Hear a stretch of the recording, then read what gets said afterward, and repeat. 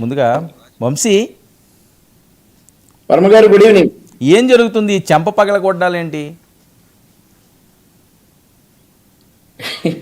అవన్నీ అచ్చెన్నాయుడు గారు ఈ రోజు మాట్లాడినారు మాటలు. సార్ చెంప పగల కొట్టాలంటే వెళ్ళిపోయి పగల కొట్టాలని ఏం కాదు కదా, చెంప పగిలేటట్టు సమాధానం చెప్పాలని. సో ఈ రోజు అసెంబ్లీ సమావేశాలు ప్రారంభమైనవి. దీనికి రావాల్సినటువంటి వ్యక్తులు జగన్మోహన్ రెడ్డి గారు, ఆయనతో పాటు గెలిచినటువంటి 10 మంది శాసనసభ్యులు, వారు అసెంబ్లీకి రావకుండా అతి ముఖ్యం అని చెప్తున్నటువంటి కొన్ని అంశాలు, యూరియా సమస్య ఏదైతే ఉందో అండ్ ఆల్సో ఈ మెడికల్ కాలేజెస్ ప్రైవేటైజేషన్ ఏదైతే ఉందో ఆ సమస్యల మీద అసెంబ్లీలో చర్చించాలి. మీకు కనుక నిజంగా దాని మీద నాలెడ్జ్ ఉంటే, నిజంగా ప్రభుత్వం కనుక తప్పు చేస్తా ఉంటే మీరు వచ్చి అసెంబ్లీలో ప్రశ్నించండి అనేటట్లుగా మాట్లాడారు. వారు మాత్రం జగన్మోహన్ రెడ్డి గారు అసెంబ్లీలో ప్రశ్నించకుండా 2 గంటల 8 నిమిషాల 56 సెకండ్లు ప్రెస్ మీట్ పెట్టేసి ఆయన చెప్పాలనుకుంది చెప్పేశారు. ఆ తర్వాత విలేకరులు ఏమైనా ప్రశ్నలు అడుగుతారా? ఏమి లేవు. ఆయన చెప్పాలనుకుని చెప్పేసి వెళ్ళిపోతారు, బురద జల్లేసి వెళ్ళిపోతారు. యూరియాలో అంతమంది ఉన్నారు, ఇంత ఉన్నాయి, ముఖ్యమంత్రి గారు దూకి చావాలని మెడికల్ కాలేజ్ ప్రైవేటైజేషన్ చేస్తున్నారు, మేము 17 మెడికల్ కాలేజెస్ తెచ్చామని 8,541 కోట్ల రూపాయలు ఆయన చెప్పాలనుకుంటే మొత్తం స్క్రిప్ట్ రాసుకొచ్చి చెప్పాల్సింది చెప్పేసి వెళ్ళిపోయారు. అవే కనుక నిజాలైతే వాటినే కనుక మరి మీరు అసెంబ్లీలో డిస్కస్ చేయడానికి రావాలి కదా అనేసి మా ఎమ్మెల్యేలు అంటా ఉన్నారు. సో ఈ డిస్కషన్లో వచ్చినటువంటి మాట. అలాగే యూరియా సమస్య మీ కుప్పంలో ఇంత ఉంది అండ్ ఆల్సో వ్యవసాయ శాఖ మంత్రి కాన్స్టిట్యున్సీ టెక్కల్లో ఇంత ఉంది, యూరియా ఇంత షార్టేజ్ వచ్చింది కాబట్టి మీరు ఎక్కడ దూకి చావాలని అన్నారు.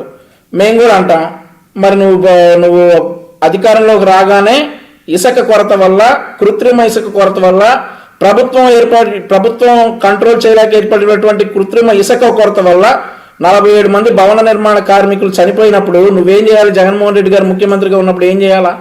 యూరియా కొరత కరెక్టే, దేశవ్యాప్తంగా ఉన్నటువంటి సమస్య, ఇప్పుడు లేదు.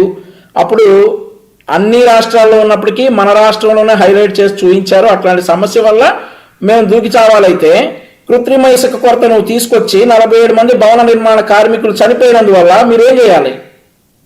మేము అనం, మా సంస్కారం ఉంది, మేము ఈ దూకి సావాలి అనేటటువంటి మాటలు మేము మాట్లాడాం. సో ఇవన్నీ బేరీ చేసుకుంటే ఈ రోజు అసెంబ్లీ అనేది జగన్మోహన్ రెడ్డి గారు, ఆయనతో పాటు గెలిచినటువంటి 10 మంది శాసనసభ్యులు ముఖ్యంగా అసెంబ్లీకి వచ్చేసి వారి నియోజకవర్గాల సమస్యలు, వారికి రావాల్సినటువంటి టైం, కేటాయించవలసినటువంటి టైం, ఇవ్వాల్సినటువంటి మర్యాద డెఫినెట్లీ ఇస్తారు. అవి మాకు దక్కవు అనుకుని, గతంలో మాదిరిగానే అసెంబ్లీ ఉంటుందనుకుని, గతంలో ఏదైతే అసెంబ్లీలో ఎట్లాంటి వ్యాఖ్యలు చేశారో మనం అందరం కూడా చూసాం. అట్లాగే మమ్మల్ని కూడా ఏమైనా చేస్తారేమో అనుకుని రాకపోతే అది ఎవరు తప్పండి? రావాలి కదా అసెంబ్లీకి. సో అదే చెప్తా ఉన్నాం. మేము ప్రతిపక్ష హోదా ఇస్తేనే వస్తామంటా ఉన్నారు, ప్రతిపక్ష హోదా ఇస్తేనే వస్తామని అంటా ఉన్నారు, గుర్తింపు. అది మా చేతుల్లో లేదు. సో ఎప్పుడు మనం మాట్లాడుకున్నా అసెంబ్లీ సమావేశాలు ఎప్పుడు మాట్లాడుకున్నా ఇవే రిపీట్ అవుతా ఉంటాయి. ఓకే, మల్లేశ్వరి గారు.